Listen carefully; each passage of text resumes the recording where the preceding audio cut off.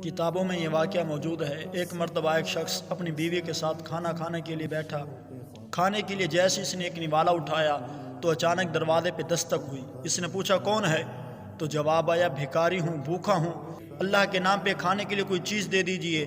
تو اس نے جا کر اس کو دھکے مارے اور وہاں سے بھگا دیا۔ اللہ رب العالمین کو اس متکبر کی یہ ادا پسند نہ آئی۔ کچھ ہی دنوں میں اس کا سارا کاروبار بند ہو گیا اور گھر میں فاقے ہو گئے، غربت آ گئی۔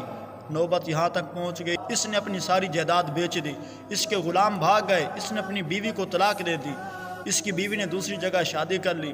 تو اس کی بیوی ایک مرتبہ اپنے دوسرے شوہر کے ساتھ بیٹھی تھی، کھانا سامنے موجود تھا، سامنے کھانے پینے کے لیے قسم کے کھانے موجود تھے۔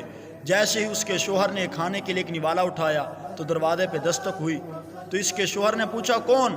جواب ملا بھیکاری ہوں، بھوکا ہوں، کھانے کے لیے اللہ کے نام پہ کچھ دے دیجئے۔ تو اس نے اپنی بیوی کو کہا یہ ہمارے سامنے جو گوشت موجود ہے اٹھا کے اللہ کے نام پہ اس فقیر کو دے دو۔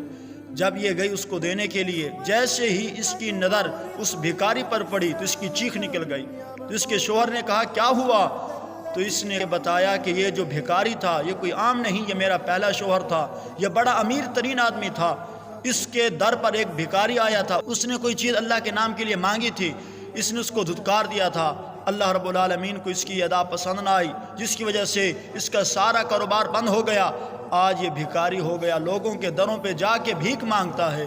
تو اس کے دوسرے شوہر نے کہا تو نے اسے تو پہچان لیا، مجھے نہیں پہچانا، میں وہی بھیکاری ہوں جو اس کے در پر آیا تھا۔ اللہ کا فیصلہ دیکھ، اللہ نے اس کو بھیکاری بنا دیا اور مجھ بھیکاری کو اللہ نے شہنشاہ بنا دیا۔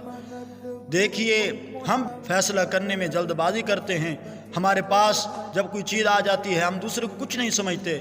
ہمیں سوچنا چاہیے جو رب ہمیں دے سکتا ہے وہ ہم سے لے بھی سکتا ہے۔